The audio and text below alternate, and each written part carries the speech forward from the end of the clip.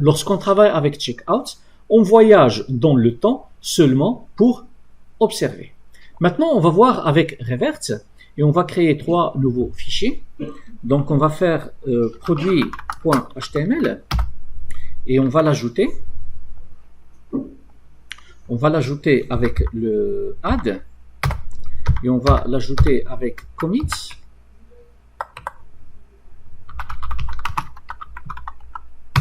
Fichier produit. Après, on va ajouter un fichier service. Non, excusez-moi. Je vais apporter des modifications à mon fichier produit et je vais les committer. Qu'est-ce que je vais faire?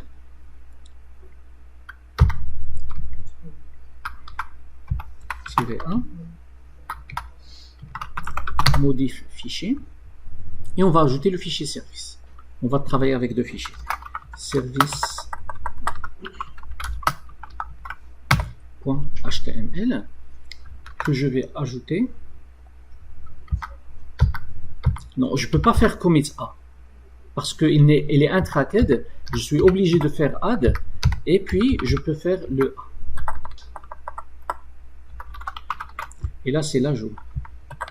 Là, le A ne sert à rien, je peux l'enlever, mais bon. Et sur service, on va ajouter HTML avec add plus body, CTRL S, et on va l'ajouter. Ok, on a presque terminé. Maintenant, si je vais voir mon git log,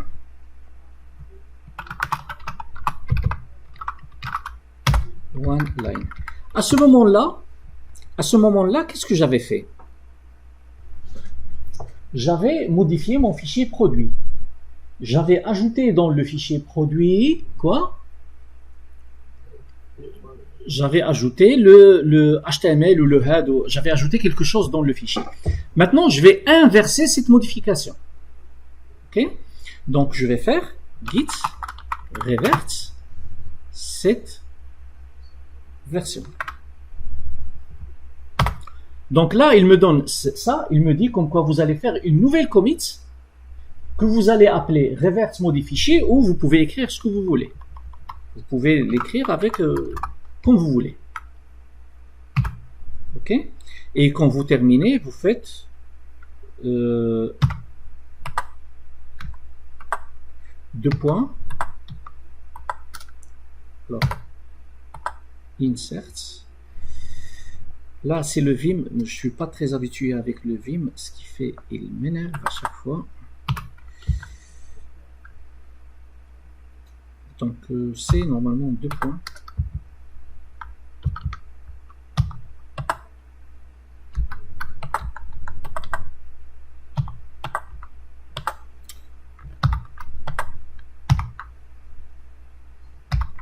Voilà, Alt 2 points. WQ. Writes and Kits. Je suis pas très à l'aise avec le Vim. Parfait. Donc là, on a inversé. Et si je regarde mon log, on trouve comme quoi il a ajouté une nouvelle commit ici avec inversé modif produit. Et si je viens maintenant vers produit, on va trouver comme quoi il est vide. Il a inversé toutes les modifications qu'on avait importées à ce fichier-là. Excellent. Et là, je peux le réinverser si je le veux. Si jamais je me dis non, il fallait pas que je inverse, je le réinverse.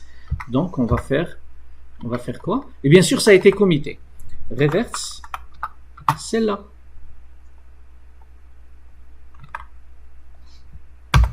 Et je fais WQ. OK. Donc là, le git log, il l'a inversé et le produit, il est revenu tel qu'il était. Je peux inverser autant que je veux. Mais, des fois, il y a des conflits qui peuvent arriver. Ici, on avait initialisé le contenu du fichier. J'avais modifié dans le fichier index. Puis après, j'avais modifié encore une fois dans le fichier index. Et puis, j'avais modifié dans le fichier index.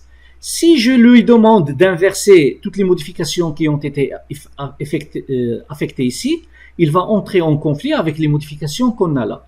Et il va me dire, vous avez des conflits, il faut les résoudre avant de faire le commit. Et là, on va essayer de voir comment ça se présente. Git revert. Dans le premier cas que je vous ai montré ici, il n'y avait pas de conflit, je l'ai fait exprès, mais dans la plupart des cas, vous allez trouver comme quoi il y a des conflits. Git revert cette branche ou cette commit, et là, il me dit comme quoi il y a des problèmes. Et vous allez voir comme quoi il vous signale ici les conflits avec ces commentaires-là. Donc là, il vous dit comme quoi c'était vide. Maintenant, vous voulez le vider, mais puis après, il avait ajouté ça. Qu'est-ce que vous voulez? Est-ce que vous voulez accepter cette modification? Le current, c'est celle-là. Ou l'incoming, c'est celle-là. Celle que vous voulez apporter maintenant. Ça, c'est ce qui existe et ça, c'est ce que vous voulez faire. Est-ce que vous voulez annuler ça et la remplacer par ça? Accepter current. Ou annuler ça et la remplacer par ça? Accepter incoming. Ou accepter les deux. Vous avez trois moyens de faire ça. Soit en cliquant sur l'une de ces boutons-là, soit en supprimant ces messages, ces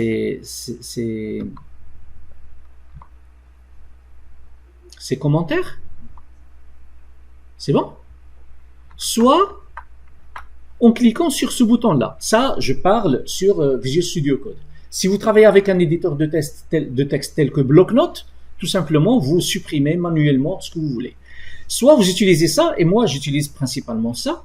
Il me donne l'état actuel, ce qui est entré, et ce qui existe. D'accord? Et il vous demande, est-ce que vous voulez accepter ce qui est entré? Vous voulez accepter ce qui existe? Donc accepter ça et accepter ça. Il va faire les deux, et je fais complete merge. Donc là, il a mélangé les deux. Et on a résolu notre conflit sur index. On va résoudre notre problème ici par la deuxième méthode. Je vais accepter both, les deux, et je vais résoudre le problème. Et on va résoudre notre problème ici, il n'y a pas de problème. Donc on n'a plus de problème. C'est bon. Donc j'enregistre le tout. Et je reviens ici et je tape cette commande-là. Cette commande, c'est pour continuer, parce qu'on a résolu le conflit. Si je veux annuler, je vais taper cette commande-là. Ça dépend de votre cas. Donc, je prends ça, coller, entrer. Il y a encore du problème. Ici, on n'a plus de conflit complete match. Voilà. Donc, et maintenant, je fais CTRL-S. Et hop, là, je fais deux points, WQ. C'est bon. On a résolu notre conflit et on a fait nos modifications. On a fait notre revert sur le get log. On a